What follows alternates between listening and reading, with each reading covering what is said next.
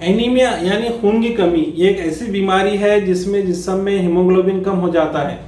जब जिस्म में हीमोग्लोबिन कम हो जाता है तो नसों में ऑक्सीजन का फ्लो भी कम हो जाता है। नतीजतन जिस्म को ज़रूरी एनर्जी नहीं मिल पाती।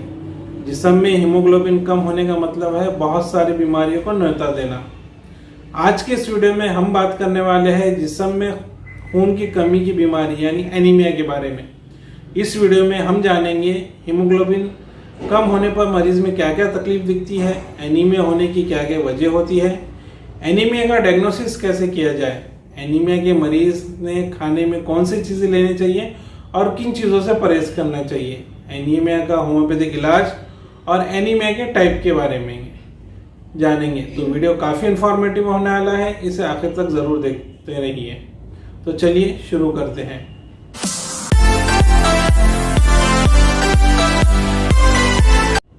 लेकिन उससे पहले अगर आपने मारूफ क्लिनिक के यूट्यूब चैनल को सब्सक्राइब नहीं किया है तो चैनल को सब्सक्राइब कर लें और बेल आइकन पर क्लिक कर दें ताकि आपको मेरे आने वाली वीडियो की नोटिफिकेशन मिलती रहे।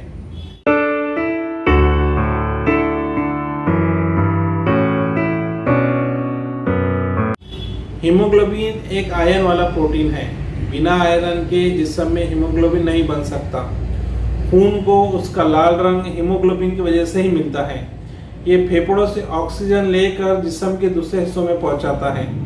अगर जिस्म में आयरन की कमी हो तो हीमोग्लोबिन कम होगा, जिससे शरीर को मिलने वाले ऑक्सीजन में भी कमी होने लगेगी। पुरुषों में नॉर्मल हीमोग्लोबिन 13 से 17 और महिलाओं में 12 से 15 ग्राम पर डीएल होना चाहिए। अब जानते हैं कि हीमोग्लोबिन कम होने के लक्षणों के बारे में। अगर किसी को हीमोग्लोबिन कम हो जाए तो मरीज को जल्दी थकान होने लगेगी, उसके स्किन का रंग फीका और पीला दिखाई देगा, आंखों के नीचे काले घेरे आ जाएंगे, मरीज सीने और सिर में दर्द की कंप्लेन करेगा, उसके तलवे और हथेलियां हमेशा ठंडी रहेंगी, मरीज को बार बार चक्कर, उल्टी और घबराहट होगी। महिलाओं में पीरियड के दौरान बहुत दर्द होगा और सांस फूलने लगेगी, साथ ही साथ दिल की धड़कन तेज हो जाएंगी। अब बात करते हैं कि किन वजह से होता है एनीमिया। सबसे पहले इसका रीज़न है डिफिशियंसी ऑफ न्यूट्रिएंट्स यानी पोषक तत्वों की कमी। अगर आप अपने खाने में ऐसी सब्जियां या फल नहीं ले रहे हैं जिसमें शरीर को सही मात्रा में आयरन, कैल्शियम, मैग्नीशियम और कॉपर मिले तो एनीमिया होने के चांसेस होते हैं। दूसरा रीज़न है इंटरनल इंजुरी यानी अंदरूनी चोट या जख्म, जैसे खूनी बवासीर या फिशर।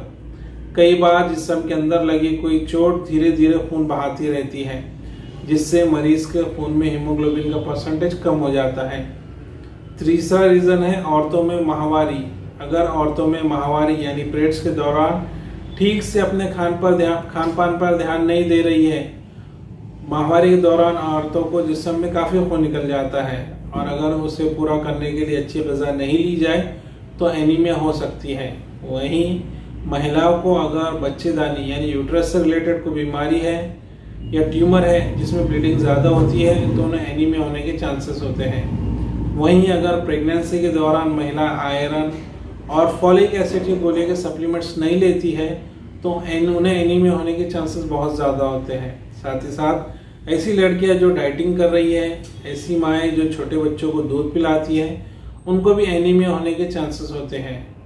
चौथा रीज़न है माल्ड न्यूट्रिशन यानी कुपोषण। हमारे देश में एक बड़ी आबादी कुपोषण का शिकार है। बहुत से बच्चों को ज़रूरत के हिसाब से दूध, दाल, सब्जियां और फल नहीं मिल पाते। इसके अलावा अगर आप बहुत मात्रा में फास्ट फूड खाते हैं और फल सब्जियों से दूर रहते हैं तो आपका वजन तो बढ़ेगा, लेकिन साथ ही साथ आप कुपोषण के भी शिकार हो जाएंगे। पांचवा रीज़न है 5 साल से कम उम्र के बच्चे और 65 साल से अधिक उम्र के लोग जिन्हें सही किस्म की डाइट नहीं मिल पाती, उन्हें भी एनीमिया होने के चांसेस होते हैं। छठा रीज़न है ऐसे मरीज जो कैंसर, किडनी की खराबी या दूसरी बड़ी बीमारियों को फेस कर रहे हैं। तो अब बात करते हैं डायग्नोसिस ऑफ एनीमिया यानी एनीमिया की पहचान कैसे की जाए। एनीमिया की पहचान के डायग्नोसिस के लिए डॉक्टर आपको एक टेस्ट करवाते हैं जिसका नाम है CBC यानी कंप्लीट ब्लड काउंट। इस टेस्ट में आपके खून में मौजूद रेड ब्लड सेल्स और हीमोग्लोबिन का पता लगाया जाता है। इस टेस्ट के जरिए आपके रेड ब्लड सेल्स के शेप और साइज का भी पता लगाया जाता है। कभी कभार एनीमिया के डायग्नोसिस के लिए आपके बोन मैरो के नमूने की भी जरूरत पड़ सकती है। अब बात करते हैं खून की कमी यानी एनीमिया के इलाज के बारे में। पहले हम इसका जनरल मैनेजमेंट देखेंगे, फिर होम्योपैथिक इलाज। वैसे आपको हुए एनीमिया का इलाज आपके हुए एनीमिया के टाइप पर डिपेंड करता है। सबसे पहले हम बात करते हैं कि एनीमिया की बीमारी में मरीज ने क्या खाना चाहिए। एनीमिया से बचाव और जिस्म में खून के लेवल को बनाए रखने में खाने वाली चीज़ें तभी मदद करती है जब वो ज़रूरी न्यूट्रिएंट से भरपूर हो। तो मैं आपको कुछ ऐसी चीज़ें बताऊंगा जो न्यूट्रिएंट से भरपूर है। इस लिस्ट में सबसे पहले आती है पालक। एनीमिया से जूझ रहे लोगों को पालक का सेवन करना चाहिए। दरअसल पालक में आयरन भरपूर होता है और बहुत सारे एनीमिया आयरन की कमी के कारण होते हैं। ऐसे में पालक का सेवन करके आप एनीमिया की स्थिति में सुधार ला सकते हैं। दूसरी चीज़ है फूलगोभी। आयरन की कमी के कारण होने वाली एनीमिया को दूर करने में एस्कॉर्बिक एसिड यानी विटामिन सी की भी इम्पोर्टेंट रोल होती है। एस्कॉर्बिक एसिड आयरन के जिस्म में अब्जॉर्प्शन में मदद करता है। इसी वजह से आहार में विटामिन सी से भरपूर फूलगोभी को भी शामिल किया जाना चाहिए। तीसरी चीज़ है पत्ता गोभी। शरीर के विटामिन सी की कमी होने से एनीमिया का जोखिम होता है। इस विटामिन सी के लेवल को मेंटेन करने के लिए पत्ता गोभी का भी सेवन कर सकते हैं। इसमें विटामिन सी की अच्छी मात्रा पाई जाती है जो एनीमिया से बचाव कर सकती है। चौथी चीज़ है अनार का जूस। अनार का जूस आयरन और विटामिन सी दोनों से भरपूर होता है। इसकी मदद से रेड ब्लड सेल्स की लेवल में सुधार हो सकता है। इसी वजह से माना जाता है कि अनार का जूस आयरन के लिए बहुत अच्छा होता है। इसके बाद पांचवी चीज़ है स्ट्रॉबेरी। एनीमिया की बीमारी में क्या खाएं, अगर आप ये सोच रहे हैं आपको स्ट्रॉबेरी का इस्तेमाल करना चाहिए। स्ट्रॉबेरी में विटामिन सी की अच्छी क्वांटिटी होती है जो आयरन के एब्जॉर्प्शन में मदद करती है। इसमें एनीमिया की स्थिति को सुधार हो सकता है। इसके बाद छठी चीज़ आती है अंडे की जर्दी। एनीमिया से लड़ने वाले लोगों को डाइट में एक अंडा भी लेना चाहिए। अंडे की जर्दी यानी अंडे का पीले हिस्से में आयरन काफ़ी होता है जो रेड ब्लड सेल्स को बढ़ा सकता है और एनीमिया से राहत दिला सकता है। एनीमिया में क्या खाएं ये जानने के बाद अब एनीमिया में हमें क्या नहीं खाना चाहिए इस चीज़ के बारे में हम बात करते हैं। एनीमिया की बीमारी में ऐसे चीज़ों के इस्तेमाल से बचना चाहिए जो जिस्म में आयरन और दूसरी न्यूट्रिएंट को एब्जॉर्ब होने नहीं देती। इसके अलावा ऐसी चीज़ों से भी बचना चाहिए जिस चीज़ों को आपको सही न्यूट्रिशन नहीं मिलता, जैसे कि चाय और कॉफ़ी का इस्तेमाल कम कर लें, लो एनर्जी डाइट ना लें, टैनिन और फाइटिक एसिड वाले खाने ना खाएं, तली हुई चीज़ें और मसालेदार खाने का इस्तेमाल ना करें, चाइनीज़ फास्ट फूड से परहेज़ करें, शराब, धूम्रपान जैसी नशीली पदार्थों का इस्तेमाल ना करें। अब बात करते हैं कुछ ऐसी होम्योपैथिक दवाइयों के बारे में जो एनीमिया के मरीज़ के लिए बहुत फ़ायदेमंद साबित हुई है। इस लिस्ट में सबसे पहली दवा आती है डॉक्टर विल्मर शॉबे कंपनी की बायोफंगिन सिरप। ये दवा भूख में कमी, एनीमिया, थकान, नींद न आने की बीमारी को सही करती है। साथ ही साथ ये आपके हजमे को भी ठीक करती है। अगर मरीज़ को एनीमिया के साथ थकान, चिंता, टेंशन, याददाश्त की कमी जैसी तकलीफ है तो उस लोगों में भी ये काफ़ी कारगर है। साथ ही अगर महिलाओं में माहवारी के वक्त पेट में दर्द रहता है तो उनको इस दवा का इस्तेमाल करना चाहिए। दूसरी दवा है एसबीएल कंपनी की फेमिन टैबलेट। ये टैबलेट खाने में इस्तेमाल हुए आयरन के एब्जॉर्प्शन में सुधार लाती है जिससे हीमोग्लोबिन बढ़ता है और प्रेगनेंसी के वक्त एनीमिया और बच्चों को दूध पिलाने वाली माओ को होने वाले एनीमिया में सुधार लाती है। वहीं महिलाओं में माहवारी के वक्त होने वाली हेवी ब्लीडिंग को भी कंट्रोल करने में मदद करती है।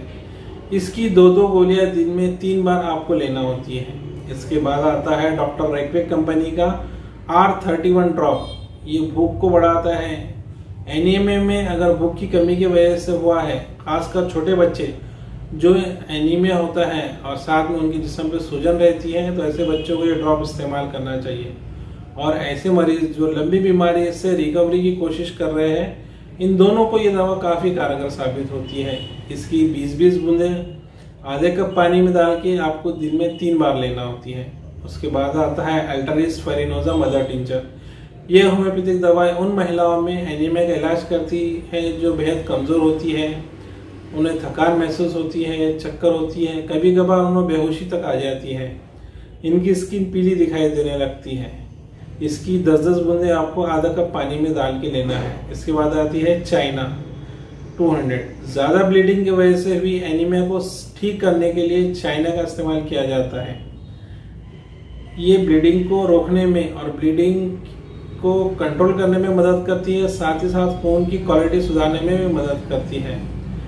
इसके बाद आता है फेरामेडिलिकम, जो सबसे अच्छी होम्योपैथिक दवाई है। वहीं अगर मरीज को टेंशन, सोच या किसी गम की वजह से भूख कम हो गई है, उसका खाना पीना कम हो गया है और उसके वजह से उसे एनीमिया हो रहा है, तो नाइट्रमोर नाम की होम्योपैथिक दवाई बहुत अच्छा काम करती है। और एक दवा है नाइट्रिक एसिड। ये उन लोगों में काम आती है जो मरीज कागज़, कलम या मिट्टी खाने की आदत होती है। इन सभी दवाइयों के लिंक मैं डिस्क्रिप्शन में दे दूंगा, उस लिंक पर क्लिक करके आप इस दवा को मंगवा सकते हैं। अब बात करते हैं खून की कमी की वजह से होने वाले रिस्क फैक्टर के बारे में। सबसे पहले आता है रिस्क फैक्टर, बहुत ज़्यादा थकान होना।